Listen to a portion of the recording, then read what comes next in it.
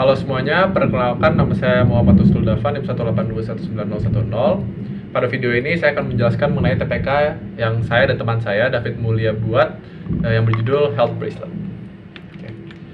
Ada beberapa bagian pada video ini. Yang pertama adalah latar belakang dan tujuan, yang kedua adalah metode pengerjaan, yang ketiga rancangan dan implementasi, yang keempat hasil pengujian dan pembahasan, dan yang terakhir adalah kesimpulan.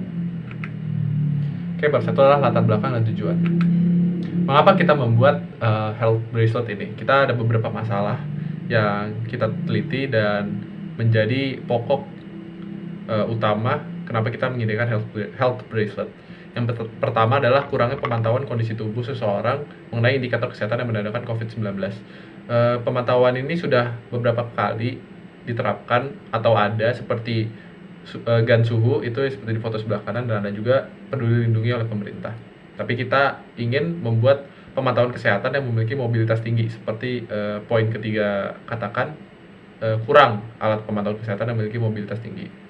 Selain itu, kita juga ingin mengurangi rasa takut masyarakat mengenai kesehatan mereka dalam masa pandemi COVID-19 dengan memberikan mereka suatu alat yang terus men-track alat kesehatan mereka, seperti suhu dan kadar oksigen dalam tubuh. Tujuan kita membuat TPK ini adalah sebagai berikut. Yang pertama adalah merancang sistem monitoring suhu dan kadar oksigen seseorang dengan mobilitas tinggi. Yang kedua adalah mengimplementasikan sistem voice command untuk mengirimkan data secara manual. Yang ketiga adalah membuat aplikasi web yang terhubung dengan sistem utama sebagai sarana untuk mengatur sistem dan mengolah data. Poin ketiga digunakan untuk melihat data sebelumnya sehingga mereka dapat menganalisis kondisi-kondisi kesehatan mereka pada waktu-waktu sebelumnya. Selanjutnya adalah metode pengerjaan. Kita menggunakan metode waterfall dalam pekerjaan TPK ini. Secara umum, waterfall memiliki 5 tahapan, yaitu requirements definition, system dan software and design, implementation and unit testing, integration and system testing, dan operation and maintenance. Fase-fase ini dikerjakan secara mengurut dalam waterfall, tetapi pada TPK ini kita tidak menerapkan maintenance karena kita hanya sampai pada tahap integration dan system testing. Waktu yang diberikan untuk mengerjakan TPK ini tidak lama, sehingga tidak sempat melakukan maintenance sebelum akhir dari proyek ini. Selanjutnya adalah rancangan dan implementasi. Ini merupakan rancangan awal, diagram blok dari sistem yang kita buat. Mikrokontroler yang kita gunakan adalah SP32 yang terhubung dengan beberapa sensor. Sensor yang terhubung di sini adalah MAX30102 Pulse yang berguna untuk mengukur kadar oksigen dan juga detak jantung. Yang kedua adalah GY906 MLX 90614, yaitu sensor suhu untuk mengukur suhu secara jauh, infrared ya. Di situ juga terhubung speech recognition untuk mengambil suara, dan ini adalah modul yang digunakan untuk voice recognition. Yang keempat ada Wi-Fi modul, itu terintegrasi dalam SP32. Yang kelima ada buzzer, itu memberikan suara ketika suhu berada di atas ambang normal jika diukur oleh GY906. Yang terakhir adalah OLED screen, jadi data yang ditampilkan itu pada OLED screen ini. Selain ditampilkan, data juga dikirim ke sebuah database MongoDB yang akan ditampilkan di web application berbentuk grafik. Nanti akan dilihat hasilnya. Ini merupakan implementasi hardware. Dapat dilihat itu ada sensor suhu di sebelah kanan dari microcontroller SP32.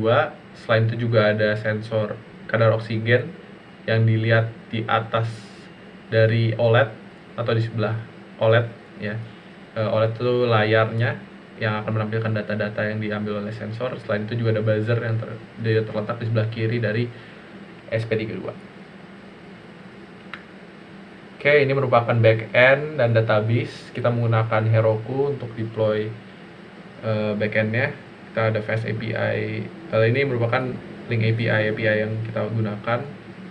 Sebelah kanan itu adalah foto database kita, itu menggunakan MongoDB karena lebih mudah digunakan. Saya sendiri baru saja belajar mengenai API dan database, sehingga dapat dilihat bahwa implementasinya belum terlalu advance, jadi sangat standar saja ya. Ini merupakan tampilan dari web application yang saya juga buat menggunakan Netlify. Jadi email akan dimasukkan dan data akan keluar sesuai dengan email yang ada pada database. Selanjutnya hasil pengujian dan pembahasan.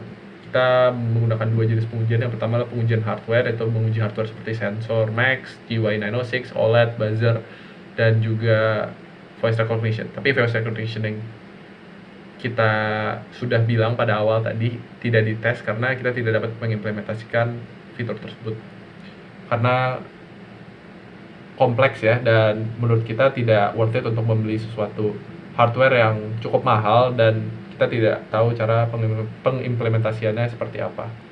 Yang kedua adalah pengujian software. Komponen yang utamanya adalah website dan database. Ini merupakan hasil pengujian kita. Dapat dilihat sebelah kanan itu ada tampilan data pada OLED. Kebutuhan sistem yang berhasil kita tes adalah penerimaan informasi suhu dan kadar oksigen oleh sistem. Jadi suhu dan kadar oksigen dapat diterima oleh sensor-sensor dan dapat ditampilkan dan disimpan pada database. Kedua adalah penyimpanan data pada cloud. Tadi penyimpanan data pada database. Yang ketiga adalah sistem terhubung dengan aplikasi web.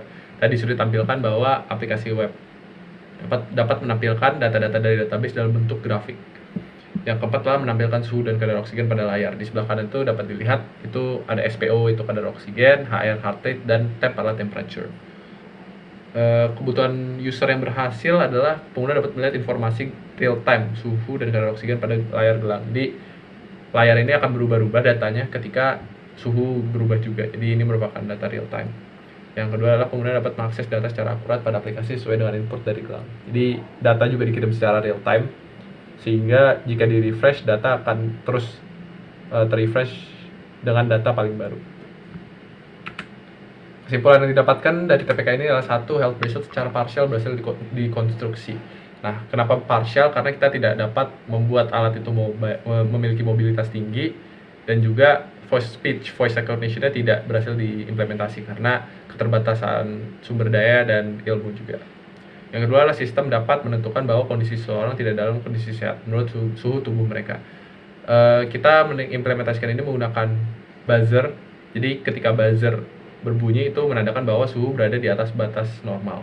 Jadi itu berhasil diimplementasikan. Yang ketiga adalah sistem health bracelet dapat mengirimkan status kondisi pemakai kepada database dan website. Seperti yang dilihat tadi, database-nya akan selalu terupdate dan website juga akan mengikuti database. Jadi akan selalu real time data yang diterima dari gelang dan yang ditampilkan pada database juga dan pada website.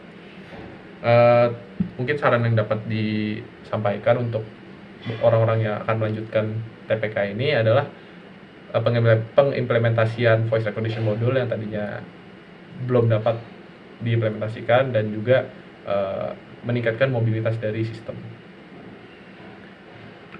Oke, sekian dari saya. Semua hal yang tadi saya jelaskan, saya ikut andil dalam pembuatannya, dan terima kasih telah menonton video ini.